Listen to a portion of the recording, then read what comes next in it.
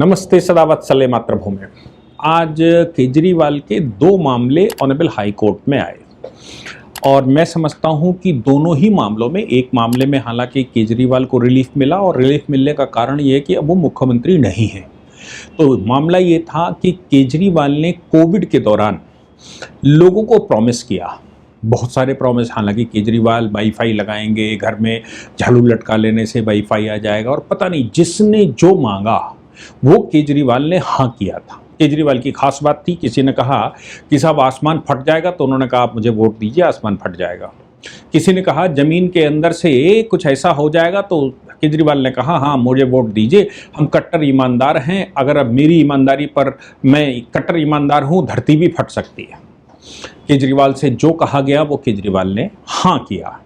बाद में जब प्रॉमिस निभाने का नंबर आया तो केजरीवाल टाइम फिस हो गए और करप्शन के मामले में भयंकर फंसते दिखाई पड़े, क्योंकि महत्वाकांक्षा बहुत ज़्यादा थी और पूरे देश में शासन करने का मोदी जी को चैलेंज कर रहे थे। आप सोचिए कि वो काडर जो कि भारतीय जनता पार्टी को भारतीय जनता पार्टी को 49 साल हो गए नए सिरे से बने हुए। हालांकि भारतीय जनता पार्टी को बने हुए 1951 से 2026 यानी कि जनसंघ की अगर हम बात करें तो 75 साल हो गए।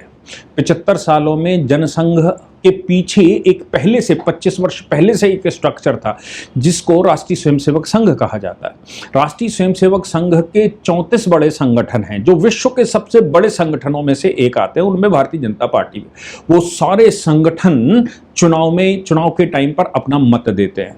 चुनाव के टाइम पर उनसे एक फिजा बनती है जिससे भारतीय जनता पार्टी की सरकारें बनती है। आप सोच लीजिए, तब भी पहली बार 1996 में सरकार बनाने में सफल हुए थे, वो भी आधी अधूरी। 2014 में पहली बार पूरी फुल फ्लैश सरकार बनाने में सफल हुई भारतीय जनता पार्टी। आप सोचिए, आज भी दक्षिण में वो कैडर नहीं तैयार हो पाया, जबकि संघ का कैडर दक्षिण में है, केरला में, तमिलनाडु में है, उड़ीसा में अब सरकार बना पाए हैं। इसके अतिरिक्त बंगाल में अभी भी प्रवेश नहीं कर पाए हैं। तो आप समझ सकते हैं कि देश में भारतीय जनता पार्टी की जो सरकारें हैं उनको बनने में 75 साल लगे। मैं अगर 75 ना कहूँ, 65 साल तो कह ही सकते हैं कि 65 साल लगे। 1951 में जो पार्टी बनी वो बाद में विलय हो गई, फिर भारतीय जनता पार्टी बनी, और उससे पहले जनसंघ को बने हुए 100 साल हो गए। मतलब अब वो राष्ट्रीय स्वयंसेवक संघ को बने हुए 100 साल हो गए। 100 साल की तपस्या के बाद देश में परिवर्तन दिखाई दे रहा है, और केजरीवाल को लगा था कि वो बैठे हैं और अवतार पुरुष के रूप में आए हैं, वो इतनी जल्दी से देश भर में बना देंगे। उसके पीछे करप्शन उन्होंने रास्ता ढूंढा। राष्ट्रीय स्वयंसेवक संघ ने व्यक्ति से व्यक्ति पर काम किया, व्यक्तित्व पर काम किया, एक एक व्यक्ति, एक एक मोहल्ला, एक एक घर पर काम किया, एक एक विषय पर काम किया। लेकिन केजरीवाल को लगा कि वो सरकार बना लेंगे और वो कैडर बना लेंगे। असंभव सोच लिया था, इसलिए करप्शन करना पड़ा, और करप्शन में वो सिर से लेकर पांव तक डूब गए। ऐसे कई एक फाइलें निकल कर आई, कई दिनों तक जेल में भी रहे। लेकिन अरविंद केजरीवाल प्रॉमिस करने से पीछे नहीं हटे। अब उन्होंने दिल्ली में प्रॉमिस किया था कोविड के टाइम पर, और कोविड के टाइम पर प्रॉमिस क्या किया था? प्रॉमिस ये किया था कि भाई अगर आपके पास रेंट नहीं है तो मकान मालिकों को रेंट मत दीजिए। मकान मालिकों से कहा कि अगर कोई किराएदार तुमको रेंट नहीं देता है तो उससे रेंट मत लीजिए, दिल्ली सरकार तुमको रेंट देगी। इसके अतिरिक्त खाने पीने की जुगाड़ दिल्ली सरकार करेगी, सारी व्यवस्थाएं, वाईफाई से लेकर सब कुछ दिल्ली सरकार फ्री देगी। नतीजा ये निकला कि कोविड के दौरान ये प्रॉमिस तो कर गए, लेकिन दवाओं के घोटाले हो गए, बेडों के घोटाले हो गए, इंफ्रास्ट्रक्चर के घोटाले हो गए, इसके अतिरिक्त बांटने वाली किटों के घोटाले हो गए, और अनाज के भी घोटाले हो गए। क्या घोटालों का परिणाम, ये रोज दिल्ली हाईकोर्ट में कुछ न कुछ लगता रहा उनके चुनाव के टाइम पर या उनकी सरकार के टाइम पर। अरविंद केजरीवाल लगातार इसी विषय को, अपने झूठ के अस्त्र को ही चलाते रहे, लेकिन बहुत दिनों तक नहीं चल सकता था। इसलिए अरविंद केजरीवाल के ऊपर लोगों ने, जो ओनर्स थे, उन्होंने मुकदमा कर दिया। हाई कोर्ट में मुकदमा हुआ और ये कहा कि दिल्ली सरकार ने, अरविंद केजरीवाल ने प्रेस कॉन्फ्रेंस करके बीइंग ए मुख्यमंत्री जो कहा था, वो प्रॉमिस पूरा करना चाहिए, क्योंकि उनके कहने पर लोगों ने रेंट छोड़ दिए थे, लोगों ने दूसरों की मदद करनी शुरू कर दी थी। मुझे भी याद है, मुखर्जी नगर में हमारा इंस्टीट्यूट हुआ करता था और उस समय अरविंद केजरीवाल ने मुखर्जी नगर मतलब बड़े सेंटरों पर ये घोषणा कर दी कि दिल्ली सरकार ट्यूशन फीस देगी, दिल्ली सरकार कोचिंग इंस्टीट्यूशंस को पेमेंट करेगी, सबको फ्री पढ़ाना है। मुझे खूब याद है कि हमारी फील्ड के बहुत सारे लोगों ने फ्री कोचिंग के बोर्ड लगा दिए थे। सेटिंग हो गई थी, ये हुआ था कि जब एडमिशन ले लोगे, पढ़ा लोगे तो पेमेंट हो जाएगा।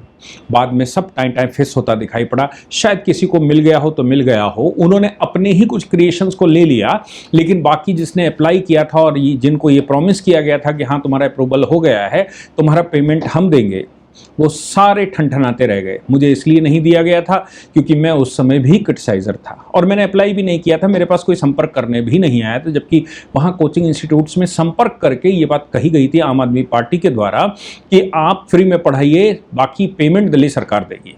मेरे पास कोई ना आया, ना मेरे को किसी ने ऑफर दिया, क्योंकि मैं बड़ा क्रिटिसाइजर रहा हूँ। उनकी कमियाँ आलोचना करना मेरे स्वभाव में रहा है, उनकी नहीं, सरकारों की, व्यवस्था की। अरविंद केजरीवाल के इस मामले को जब दिल्ली हाईकोर्ट में पहुंचा तो दिल्ली हाईकोर्ट के सिंगल जज ने उस समय यह आदेश किया कि मुख्यमंत्री को यह प्रॉमिस पूरा करना चाहिए, क्योंकि बीइंग मुख्यमंत्री उन्होंने ये आश्वासन दिया था और प्रेस कॉन्फ्रेंस करके ये बात कही थी। हालांकि इसके अलावा भी कई पिटीशनें पहले भी आ चुकी हैं कि चुनाव के दौरान जो वादे किए जाते हैं, मुख्यमंत्रियों के द्वारा जो वादे किए जाते हैं या प्रधानमंत्री और मंत्रिपरिषद के लोगों के द्वारा जो वादे किए जाते हैं, वो वादे पूर्ण होना चाहिए, क्योंकि वो मुख्यमंत्री नहीं होता, वो पूरी दिल्ली का पब्लिक सर्वेंट होता है, वो पूरे प्रदेश का पब्लिक सर्वेंट होता है, देश का पब्लिक सर्वेंट होता है। तो पब्लिक सर्वेंट मुंह से बोल दे वो भी पूर्ण होना चाहिए। लेकिन अरविंद केजरीवाल के खिलाफ जब आदेश हो गया तो वो डबल बेंच के सामने आज चैलेंज हुआ। ऑनरेबल हाई कोर्ट की डबल बेंच ने कहा कि ना तो मुख्यमंत्री हैं वो और ना ही मुख्यमंत्री के दिए गए वादों को इंप्लीमेंट करने की कोई मैकेनिज्म है। मैं समझता हूं होना चाहिए। चुनाव के वादे अगर मुख्यमंत्री बनता है या सरकार बनती है तो चुनाव के वादे पूरे करना, और पार्टी के पास विजन होना चाहिए कि वो कहां से लाएगा। वो जो सिस्टम चल रहा है, कर्ज जो सरकारों के ऊपर है, उन कर्जों को भी पूरा करेगा और जनता को बांटेगा कहां से, ये फ्रीबीज का चक्कर कहां से बांटेगा, ये उसको शो करना चाहिए, जनता के सामने ये रिवील करना चाहिए। जैसे बिल्कुल वैसे ही जैसे पर्सनल एफिडेविट देकर आपको बताना होता है कि आपकी पब्लिक पर्सनालिटी क्या है, आपके ऊपर केसेस कितने हैं, आपके पास धन कितना है और ये सब, वैसे ही बताना चाहिए, वैसे ही प्लान बताना चाहिए पॉलिटिकल पार्टी को कि मैं कहां से पैसे लाऊंगा। और केवल इतना कह देना कि हम ईमानदार हैं इसलिए पैसे हम बचा लेंगे और कर लेंगे, करप्शन दूर कर लेंगे, तो वो तो खुद ही करप्शन में डूब गए और भयंकर करप्शन में डूब गए। उस करप्शन का मामला यहां तक आ गया कि जब नीचे दिल्ली की राउस एवेन्यू कोर्ट ने चार्ज फ्रेम करने से मना कर दिया, हाई कोर्ट ने खतरनाक कमेंट किया, तो हाई कोर्ट के जज के खिलाफ वो ट्रांसफर पिटीशन लाए, डिसमिस हो गई। आज वो स्वयं उपस्थित हुए, हालांकि सॉलिसिटर जनरल व्यक्तिगत रूप से उपस्थित हुए थे, मुझे लगता है वो केजरीवाल को धोने के लिए ही उपस्थित हुए थे। सॉलिसिटर जनरल के सामने केजरीवाल ने ये कहा कि मैं अपने केस को प्लीड करना चाहता हूं। ऑनरेबल कोर्ट ने कहा कि आप, इसका मतलब ये है कि पूरे केस को व्यक्तिगत इन पर्सन डील करना चाहते हैं। बोले नहीं, मैं इस एप्लीकेशन को पर्सनली डील करना चाहता हूं। कोर्ट ने कहा कि हमने नोट कर लिया है, नोटिस इशू करते हैं, बात सुनेंगे तुम्हारी, हमने ऑन रिकॉर्ड चढ़ा लिया है। केजरीवाल ने कहा इसको ऑन रिकॉर्ड चढ़ा लिया जाए। जैसे ही केजरीवाल ने कहा ऑन रिकॉर्ड चला दिया जाए, सॉलिसिटर जनरल बोल पड़े। सॉलिसिटर जनरल ने कहा कि ये इस कोर्ट की एक कटसी होती है, कोर्ट का अपना एक स्वभाव होता है, कोर्ट का अपना एक डेकोरम होता है, ऐसे बात मत करिए कि इसको कोर्ट पर चढ़ा लिया जाए और उसको लिख लिया जाए, आपको हर चीज बेईमानी देखती है।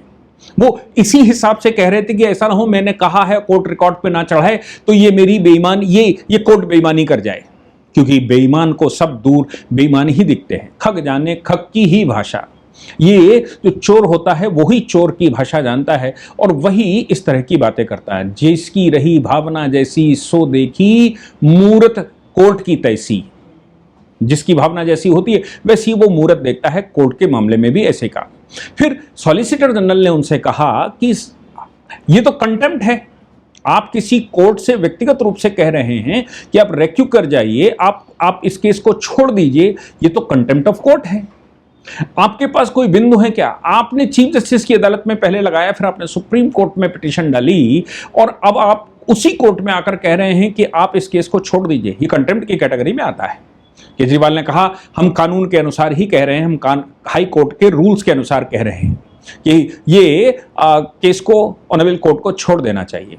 सॉलिसिटर जनरल ने कहा कि कुछ पॉलिटिकल पार्टियों का, कुछ लोगों का सिर्फ एक व्यापार है, और वह व्यापार ये है कि क्रिटिसाइज करो, निगेटिविटी में अवसर ढूंढो, क्रिटिसाइज करो, इंस्टीट्यूशंस को क्रिटिसाइज करो, सिस्टम को क्रिटिसाइज करो, सरकारों को क्रिटिसाइज करो, जो सफलता है उसको विफलता में बदलो और राजनीति करो। ये उनका व्यापार है। केजरीवाल के मुंह से कोई जवाब नहीं निकला, लेकिन केजरीवाल अपनी बात कहते रहे कि मैं इसको प्लीड करूंगा, इस एप्लीकेशन को प्लीड करूंगा। ऑनरेबल कोर्ट ने कहा मैंने सुन लिया है और हम नोटिस इशू कर रहे हैं, रिकॉर्ड पर भी चढ़ा दिया है, हम नोटिस इशू करते हैं, अगली तारीख पर इस पर सुनवाई करेंगे। लेकिन अरविंद केजरीवाल के सामने जब सॉलिसिटर जनरल बोल रहे थे कि कुछ लोगों का व्यापार है कि वो सिर्फ और सिर्फ इंस्टीट्यूशन पर सवाल खड़े करके, लोगों पर सवाल खड़े करके ही अपनी राजनीति चलाते हैं, और ये सीरियस थॉट है, ये सीरियस क्राइम है। सीबीआई और ईडी का ये बहुत महत्वपूर्ण मुकदमा है जो देश के राजधानी के अंदर सबसे बड़े घोटालों में से निकल कर आया। ये घोटाले माफ नहीं किए जा सकते और इनको अभी कैजुअली नहीं लिया जा सकता। हालांकि कोर्ट ने कहा कि हम इसको प्रॉपर देखेंगे और हम अभी नोटिस इशू करते हैं, सभी पार्टियों को सम्मन करते हैं। सॉलिसिटर जनरल ने कहा जहां 60 से ज़्यादा पार्टियां हों वहां एक पार्टी ने रेक्यू एप्लीकेशन लगाई हो, ऐसा कैसे हो सकता है? बाकी सबको कोर्ट पर विश्वास है, केवल एक व्यक्ति को कोर्ट पर विश्वास नहीं है, और एक व्यक्ति को यह लगता है कि कोर्ट उसके साथ नाइंसाफी करेगी। ये बात हजम नहीं होती।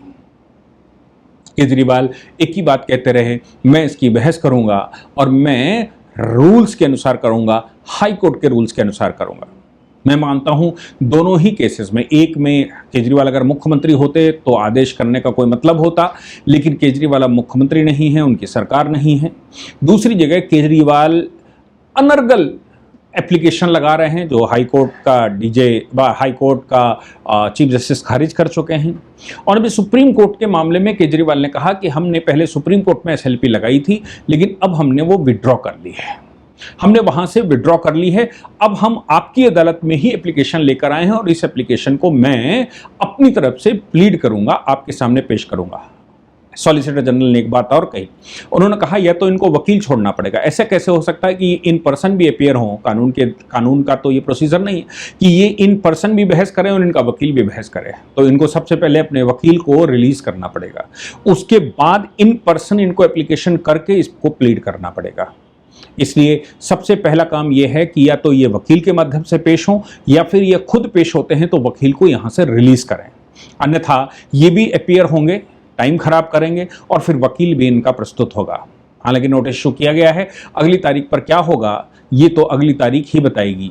लेकिन केजरीवाल की भरी न्यायालय के अंदर आज जो फजियत होती दिखाई पड़ी वो मुझे नहीं लगता कि इससे पहले न्यायालय के अंदर कभी हुई होगी।